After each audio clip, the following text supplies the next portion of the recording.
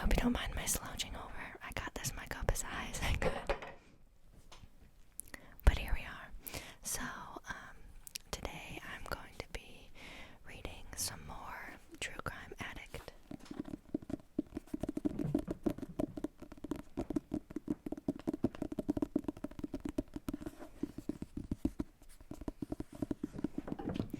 So let's get into it, shall we?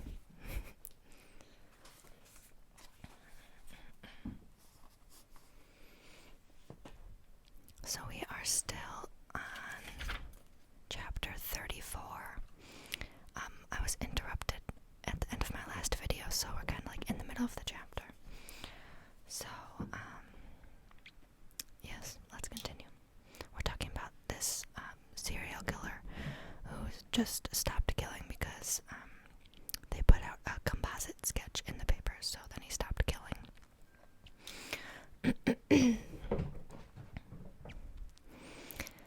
It's possible he committed suicide, or was sent to prison for another crime, or simply moved away. Or the Borowski incident might have scared him so much he took a break.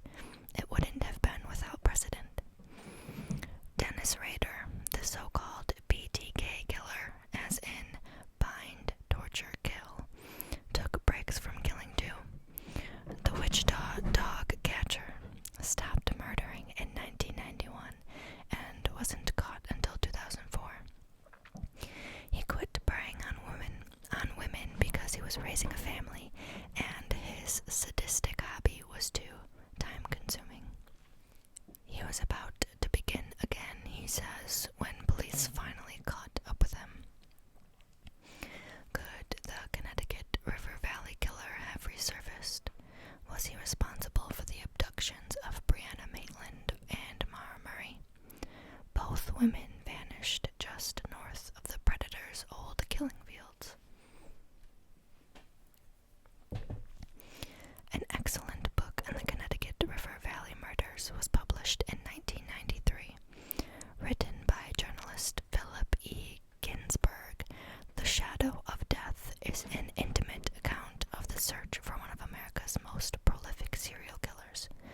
Ginsberg's primary source was one of the first independent criminal profilers, a gonzo psychologist named John Philpin, author of 7 true crime books of his own and a frequent commenter on news programs when a girl goes missing. I looked at Philpin's press photo and I saw my future. Worry lines concealed behind a grizzled beard, eyes that had peered beyond the pale. He'd be the first to admit the work weighs on him. I tracked him down one day and was not surprised to learn that he'd already consulted on the Maura Murray investigation. Philpin does not believe that the Connecticut River Valley killer has resurfaced. He believes he knows who is responsible for those crimes, a tow truck driver who committed suicide a while back. He thinks the key to finding out what happened to Maura is to learn more about her past. But it's hard to really get an understanding of Maura's past when you have to deal with Fred Murray. The dad has info he isn't sharing, Philpin said. I never believed Fred, not one word. There was something very wrong about that man. He created so many smokescreens nobody could get a handle on him. Fred wanted total control of Maura's life, and there was an unnatural and unusual closeness between father and daughter.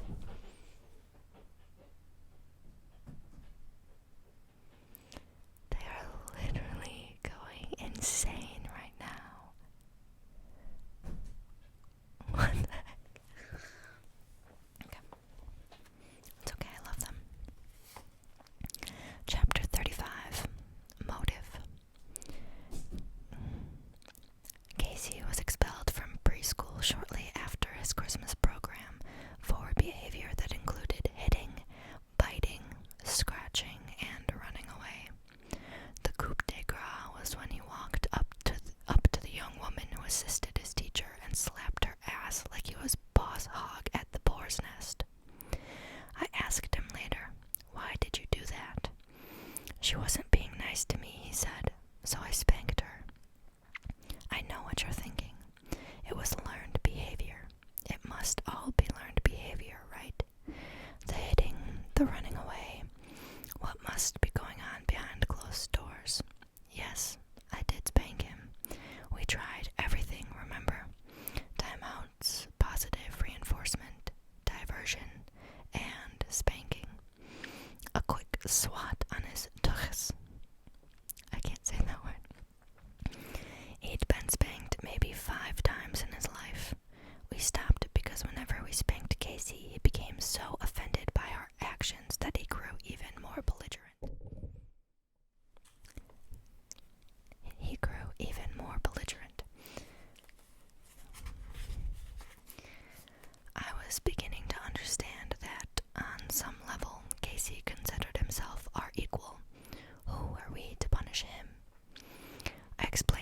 my son how lucky he was that we didn't spank him anymore. I told him how, when I was his age, my dad used to come at me with a belt or ask me to get a thin branch from a tree out back. How my dad's dad used to just fucking punch him until he quit whining. But the story didn't slow Casey down any, and the next time we visited my dad, he asked him about the belt because he wanted to see it. I think pain is funny, he said one day out of the blue. We started seeing a counselor, a woman younger than my wife. Casey played with Legos while we talked about him. Hard to tell if any of it was getting through. Julie found a new Montessori in Akron. The kind Indian woman who ran the place spoke to us in a gentle tone and assured us that no one in the history of her Montessori had ever been turned away based on behavior, and Casey would not be the first. He lasted 5 weeks. When I came to pick him up that last day, I reminded her of what she had said to me when we met. She wasn't kicking my son out, she explained. Her school just wasn't the place Casey should be anymore.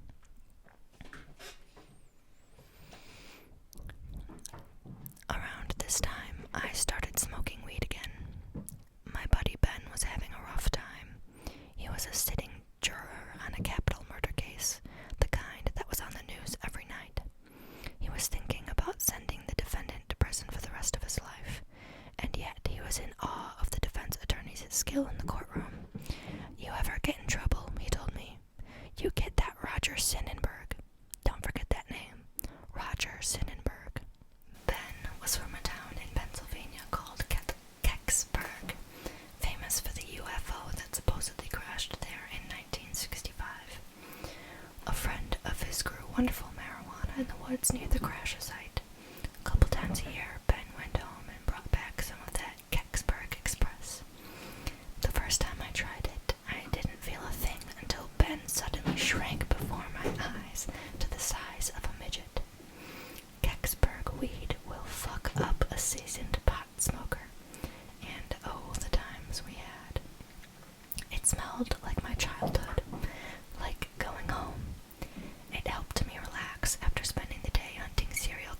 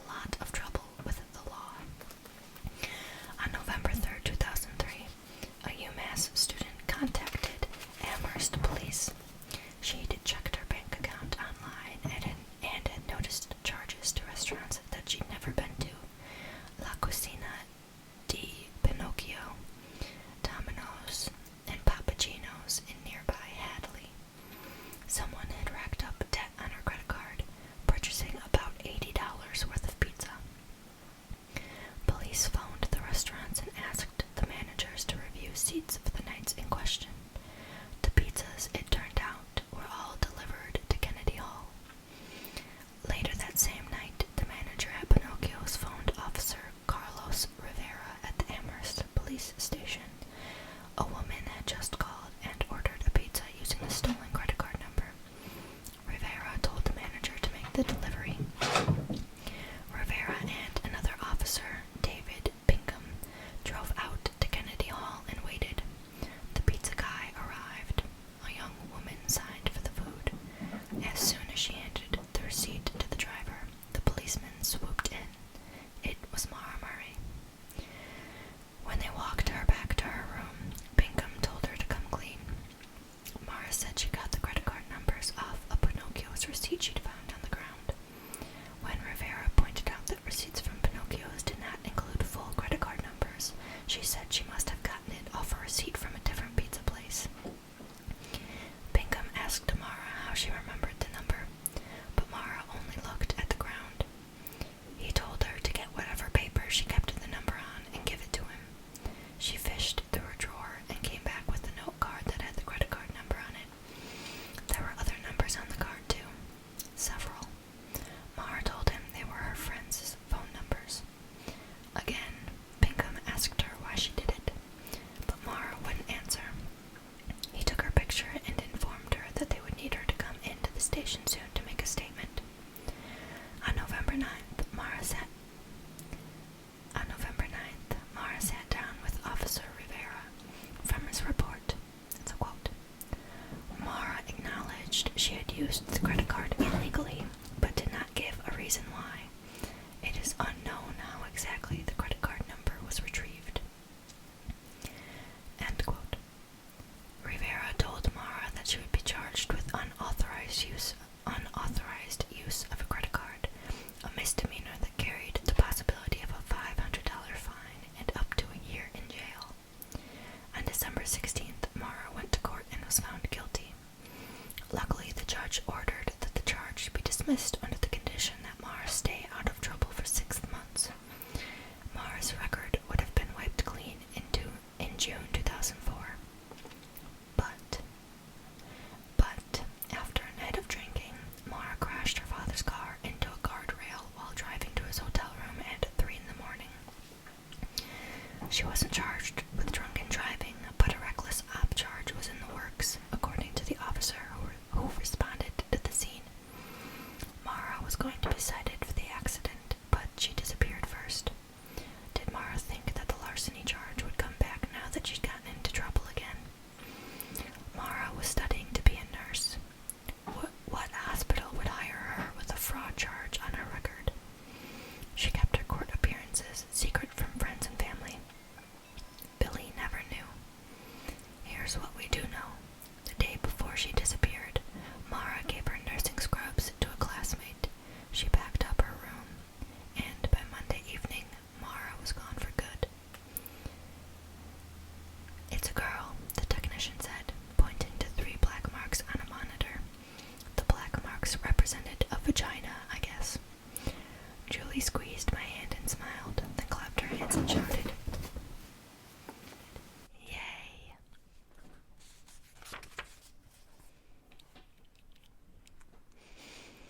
"You sure?" I asked. "Yes." The possible sum of my daughter's life swept past my mind's eye.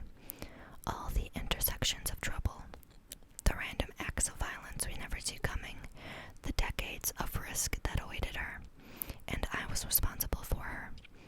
There's a fine line between delusion and vision, between paranoia and risk management. I'm constantly telling myself that just because I have a daughter doesn't mean she'll end up like Maura Murray, and it started that day. "Well, all right," I said. "All right." My wife wanted to name her Amy, but we couldn't because I had written a book about a girl named Amy who had been abducted and murdered. So we thought on it. What will she look like, I wondered. What will my girl look like? And what will I do to protect her for the rest of her life? As a father, what wouldn't I do to keep her out of trouble? Chapter 36. 112 Dirtbag. On February 8th, 2012, the 8th anniversary of Maura's disappearance, I got a call from one of my irregulars as I was watching TV with my family. The man's name was Lance Riensterna, a videographer from Boston who has his own company called Lucky Quarter Productions. "You gotta see this clip that just went up on YouTube," he said.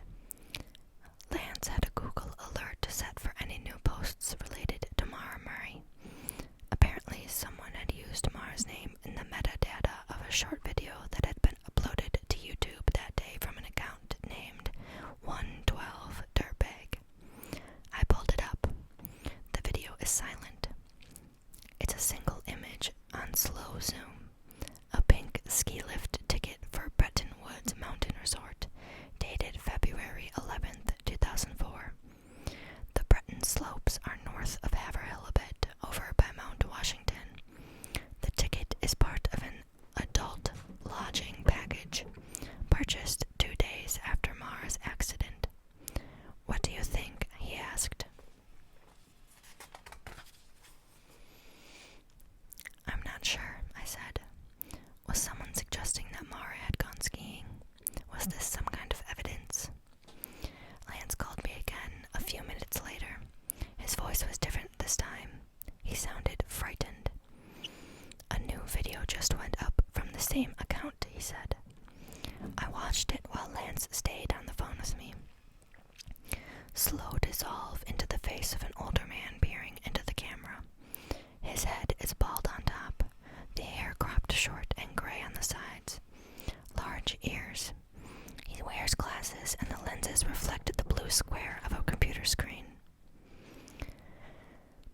These two cats are really about to piss me off. Just a side note, they're really about to piss me off. Anyways, the man appears to be missing several teeth. Behind him is a concrete wall, barely lit. He is laughing, a chuckle that becomes a cackle, and then he stops and smiles. A piano plays a melancholy tune in the background. Chopin's Waltz No. 3. Fade to black. Words appear on screen. "Happy anniversary." "What the hell?" I said. "Who is that man?" "I have no idea." I felt goosebumps break out over my skin. The hair on the back of my neck bristled. I could feel my heart beating in my chest. Was a killer reaching out over YouTube to taunt investigators on the anniversary of Maura's disappearance? I decided to not say anything to Julie until I had more information. Every time I drive into the White Mountains, I have to assure her that I'm never in any real danger. I sent the link to law enforcement. Then I embedded the video on my blog. "Who was this man?" I asked. "Did anyone know?" A short time later, 112 Dirtbag removed both videos and deleted his account. Luckily, Lance had already grabbed copies. I uploaded the 2 videos to my YouTube account and reposted.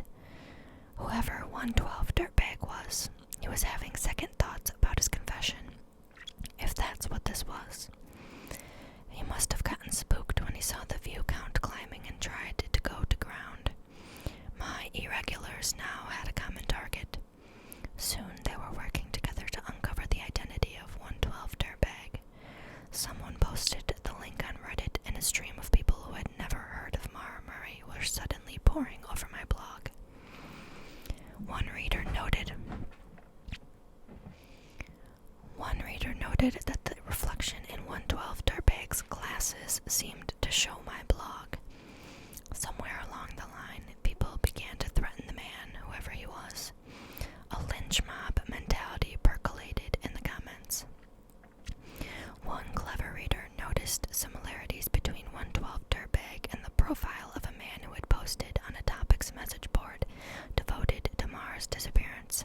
He was known as Beagle on Topics, and he sometimes wrote rambling posts blaming UMass researchers for Maura's abduction, claiming they had harvested her eggs for scientific experiments. Here's an excerpt from one of Beagle's posts. "What do antioxidants, aka vitamins, nutritional supplements, do? They fight off free radicals.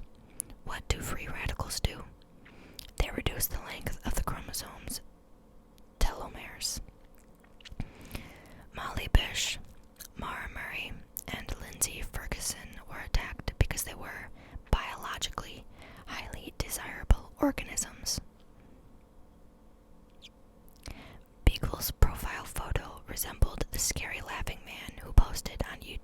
as 112 dirtbag, but it was hard to tell for sure because the laughing man was cast in shadow in some dirty basement. I couldn't help but wonder, was he keeping women in that basement?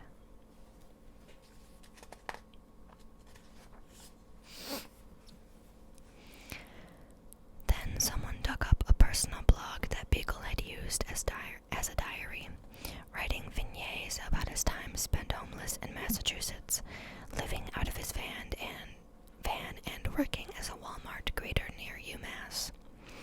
On February 10th, a new video was uploaded to YouTube, this time through the account Mr. 112 Dirtbag. The most cryptic message so far. It was a computer-generated painting of a bald man's head next to some symbolic code. 4 numbers and a red zigzag. 1, 5, 27, 8. Was it a map to Maura's body? What was Mr. 112 Dirtbag trying to tell us? One commenter noted that Mr. 112 Dirtbag alluded to another cold case in the metadata of this newest post, which referenced a news article about the unsolved murder of Danielle Croteau, a 13-year-old boy whose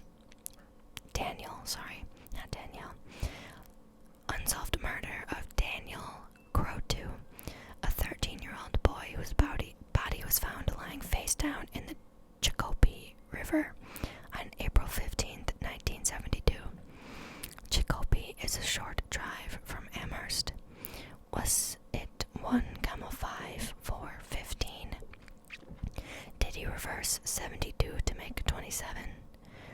Was he claiming responsibility for this crime too? Police had a good suspect for Croteau's murder, a defrocked priest. Did they have the wrong man? The Croteau connection took us to yet another post by Beagle on the Bismarck, North Dakota topics board, where he admitted to being questioned as a suspect in the Maura Murray case. The Massachusetts private investigator. This is the post from Beagle, aka Mr. 112 Dirtbag. The Massachusetts private investigator would not have wasted his time asking me whether or not I killed Maura if he had thought the answer could not have been yes. Most likely he looked at the totality of my answer.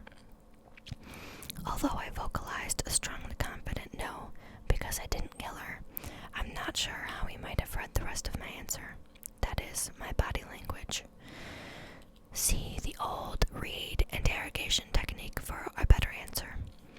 I'm also told there is a video game called LA Noire, in which the characters use some kind of software to evaluate whether or not subjects are telling the truth. It's also true that law enforcement, such as Massachusetts State Police, will use experts to help them investigate a difficult case. This particular Massachusetts private investigator would be an easy fit because of his previous experience as a detective in MSP and former head of its behavioral sciences unit. He's very good at his job and has contracted to government before. Or maybe it has something to do with John Stobierski's civil suit against the Springfield, Massachusetts Roman Catholic Diocese. Diocese. Stobierski, a Greenfield, Massachusetts attorney in private practice, represents the family of murdered 13-year-old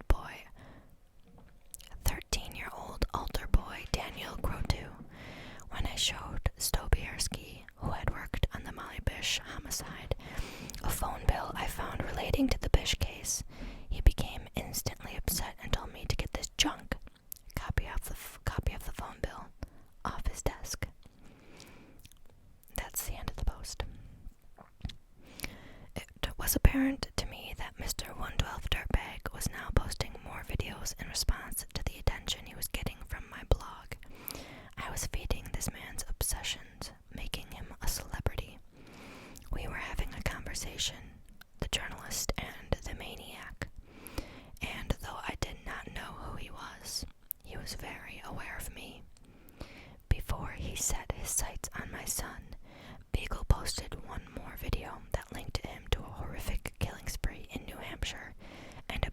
escape from a mental ward for the criminally insane.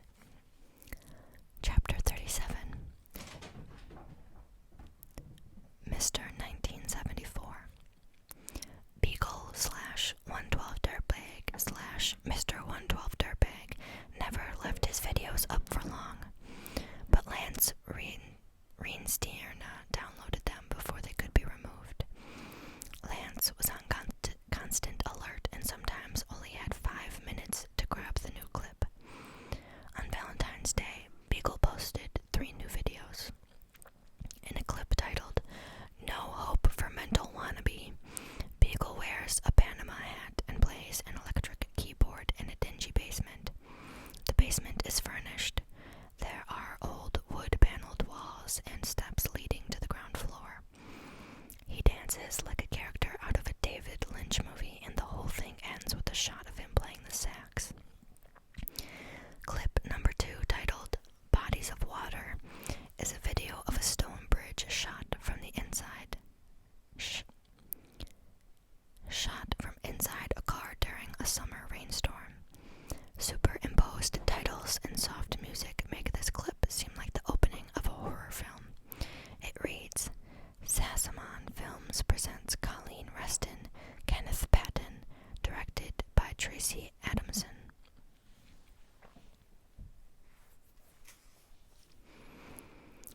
In the third clip, Beagle is dressed like a member of a rogue construction crew. Yellow reflective vest, hard hat. This one is titled "Man Loses It."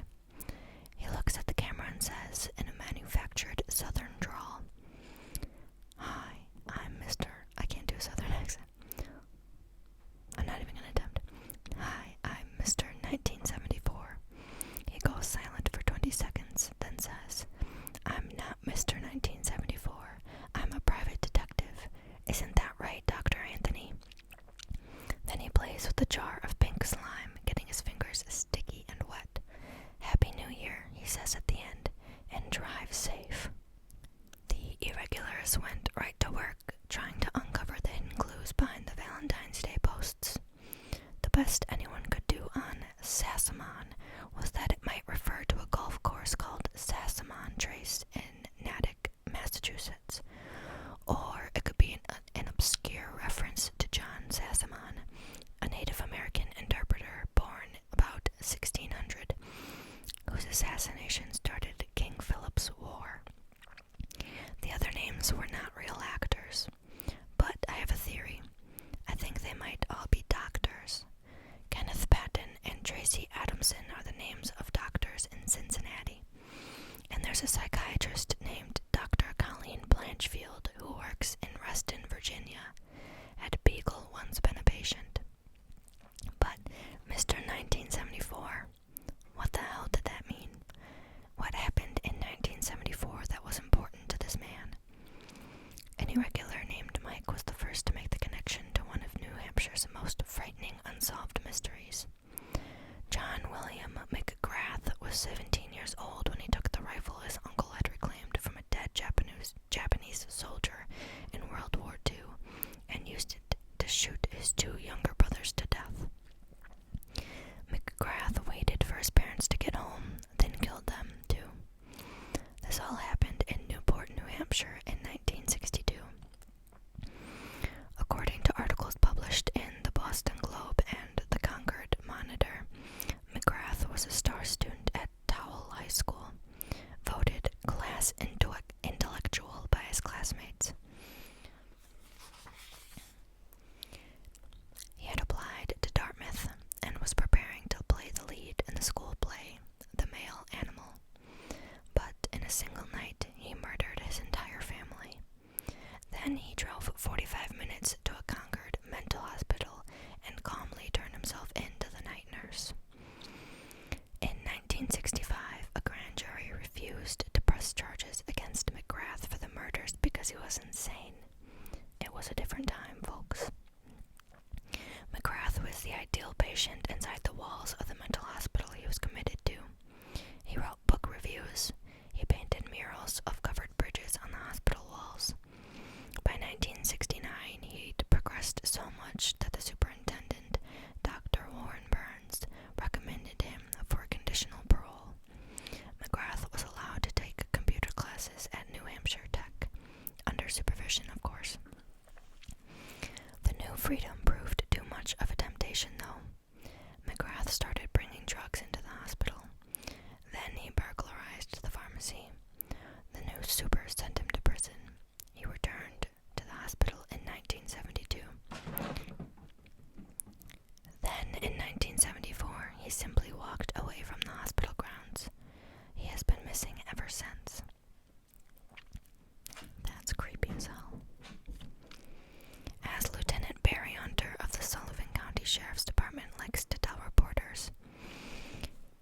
could be in a pauper's grave in Cleveland, Ohio, or a popular businessman in California, or anywhere in between.